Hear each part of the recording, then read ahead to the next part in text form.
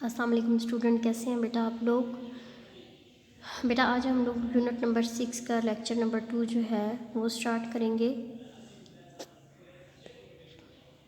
اس کا ٹاپک ہے ہمارے پاس فرد اور معاشرے کی نشو و نما میں تعلیم کا کردار۔ جیسا کہ ہم سب لوگ ہی جانتے ہیں کہ معاشرہ افراد سے مل کر بنتا ہے، جیسے افراد ہوں گے ویسا ہی معاشرہ جو ہے وہ ہوتا ہے، یعنی معاشرے کی تشکیل افراد کے مطابق ہوتی ہے۔ آج کل کی دنیا جو ہے اگر ہم اس کو دیکھیں تو ہر مہذب معاشرے کی یہ کوشش ہوتی ہے کہ اس کے تمام افراد ہی تعلیم یافتہ ہوں تاکہ پورا معاشرہ جو ہے وہ ترقی کی راہ پر گامزن ہو سکے۔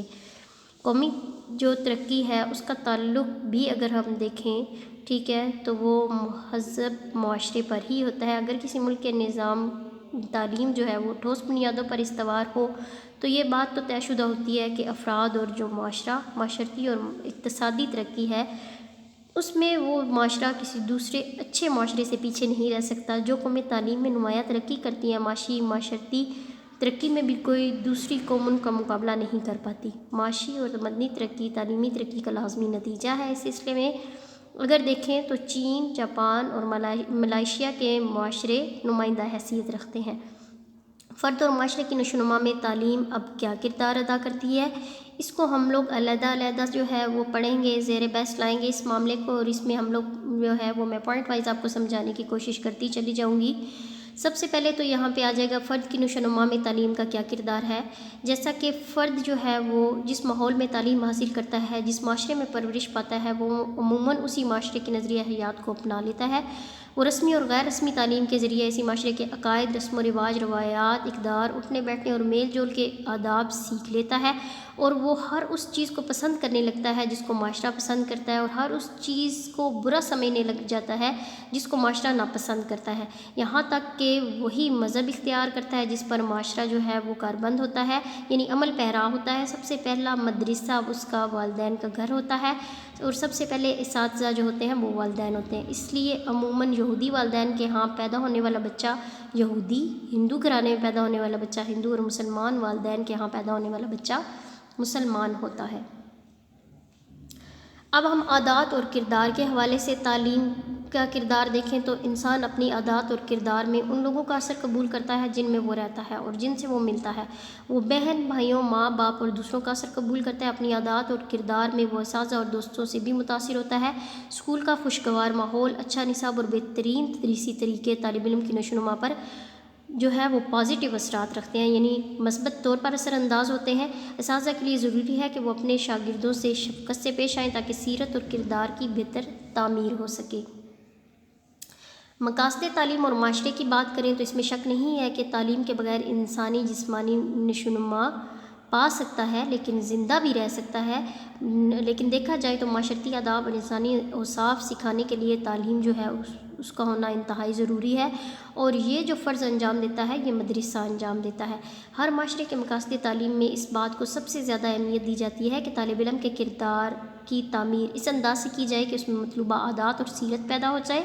روسی معاشرہ یہ چاہتا ہے کہ ان کا فارغ التحصیل طالب علم ایک اچھا سوشلسٹ ثابت ہو۔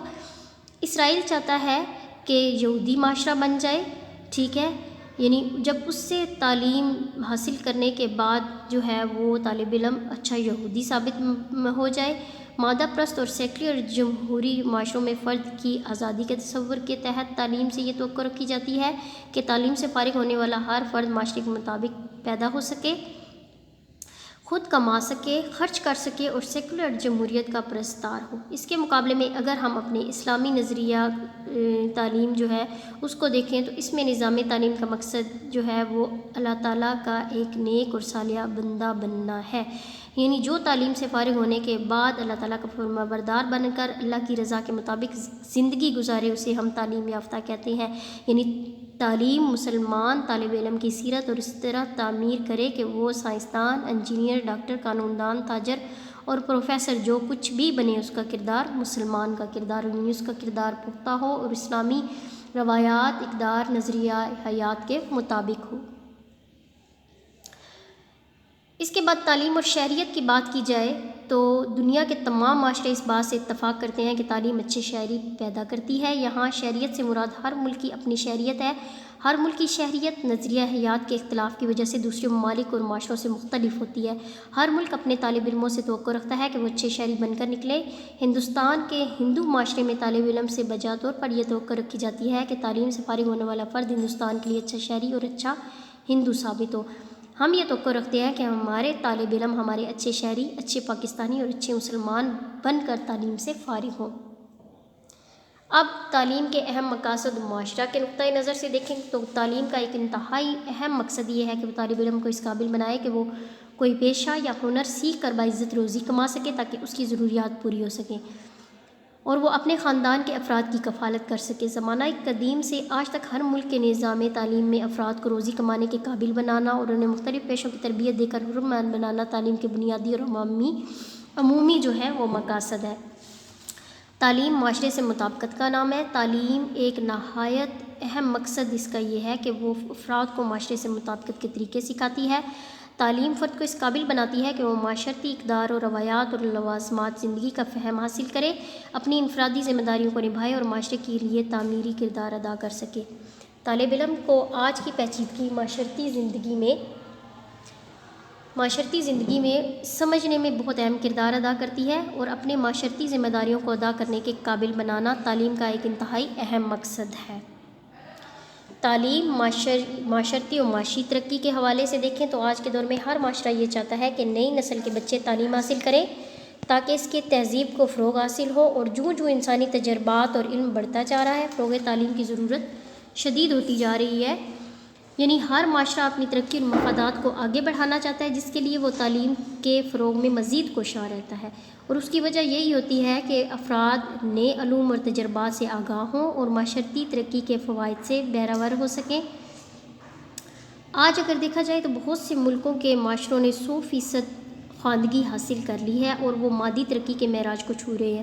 جو معاشرے خواندگی کی دوڑ میں پیچھے رہ گئے ہیں وہ بھی اس کوشش میں ہے کہ خواندگی بڑھے۔ ان کے تمام معاشرے نے یہ تسلیم کر لیا ہے کہ علم اور خواندگی کی دوڑ میں آگے بڑھنے کا مطلب معاشی ترقی اور مفادات کے حصول میں آگے بڑھنا ہے۔